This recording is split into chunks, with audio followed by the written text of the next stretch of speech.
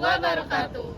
Kami dari kelompok 2 kelas B Indralaya akan memaparkan materi mengenai pemanfaatan batubara tentang gasifikasi batubara. Sebelumnya, izinkan kami memperkenalkan diri terlebih dahulu. Saya Putra Amelia dengan ujung NIM 078 dan rekan Saya Muhammad Nizar Ahyar dengan ujung NIM 068.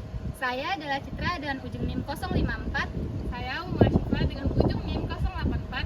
Baiklah, langsung saja ke materi penjelasannya.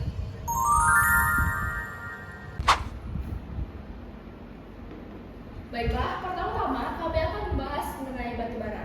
Apa sih batubara itu?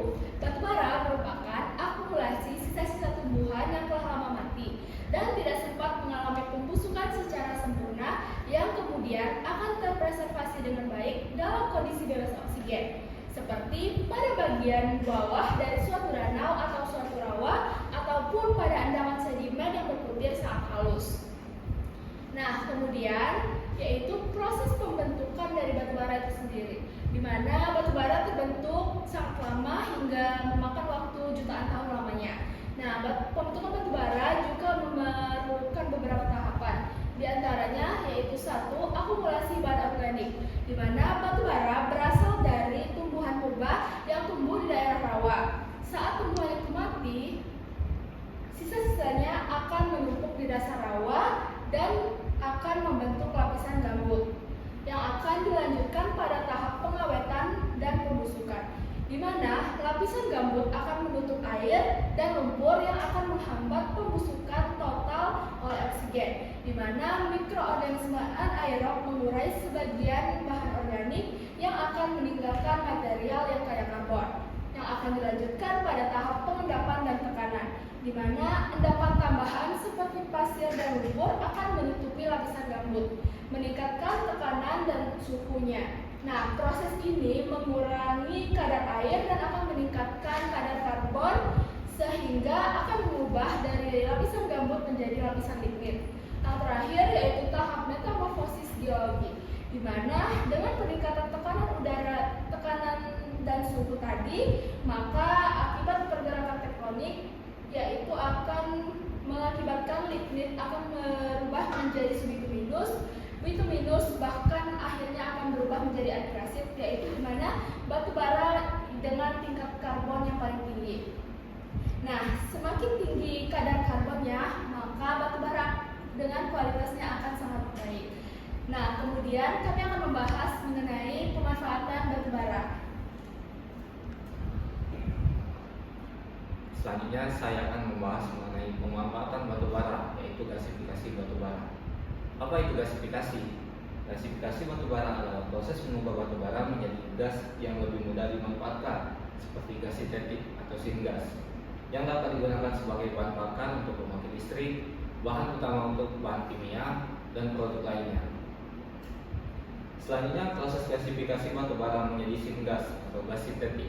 Yang pertama, pengolahan awal batubara. Batubara yang akan digunakan dalam proses gasifikasi harus dihancurkan terlebih dahulu menjadi ukuran yang lebih kecil, biasanya berbentuk serbuk atau butiran halus, yang kemudian dipanaskan pada suhu tinggi sebelum dimasukkan ke dalam reaktor gasifikasi.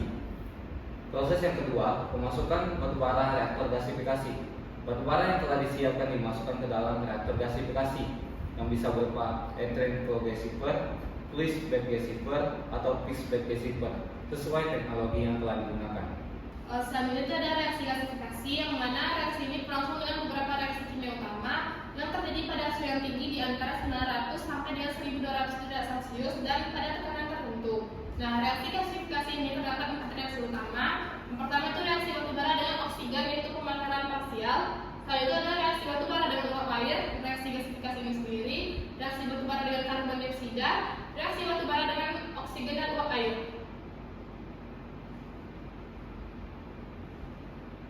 Selanjutnya itu pemisahan gas sinetik, yaitu setelah terjadinya reaksi tadi menghasilkan karbon monoksida, hidrogen, metana, dan sejumlah kecil gas lainnya. Nah, pada proses gasifikasi menghasilkan gas dan juga sejumlah kecil padatan seperti abu, partikel karbon. Untuk mendapatkan gas yang bersih, gas tersebut akan dipisahkan dari padatan menggunakan filter atau siklon. Selanjutnya itu pengolahan lanjutan dari syngas, yaitu ini, proses pembakaran dilakukan dengan menggunakan berbagai teknologi, yaitu terdapat 3. Yang pertama itu desulfurisasi untuk menghilangkan senyawa sulfur. Yang selanjutnya itu menghilangkan tar dan partikel padat menggunakan filter atau alat pengendapan. Terakhir itu penghilanggan air dengan proses pengiringan atau kondensasi.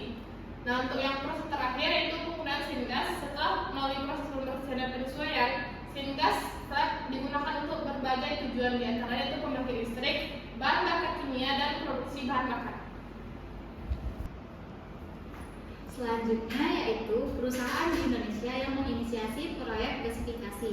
Di Indonesia sendiri, beberapa perusahaan telah menginisiasi proyek gasifikasi batubara untuk meningkatkan nilai tambah dan mengurangi ketergantungan pada impor LPG. Salah satunya adalah PT Bukit Asam yang bekerjasama dengan PT Pertamina dan Air Product and Chemical Inc. PT AF ini mengembangkan proyek gasifikasi batubara di Tanjung Enim, Sumatera Selatan. Proyek ini bertujuan mengolah 6 juta ton batubara per tahunnya menjadi 1,4 juta ton di metric liter yang dapat menggantikan sekitar 1 juta ton impor LPG per tahunnya. Adapun kelebihan dari gasifikasi batubara ini, yang pertama yaitu efisiensi energi yang lebih tinggi. Yang kedua itu lebih ramah lingkungan dibandingkan dengan pembakaran secara langsung. Yang ketiga dapat memanfaatkan batubara berkualitas rendah. Yang keempat dapat menghasilkan produk bernilai tinggi. Yang kelima potensi integrasi dengan teknologi penangkapan karbon. Dan yang terakhir yaitu penggunaan dalam industri yang beragam. Nah, dibalik dari kelebihan gasifikasi batubara itu sendiri, terdapat juga kekurangan. Yang pertama itu biaya investasi awalnya yang tinggi.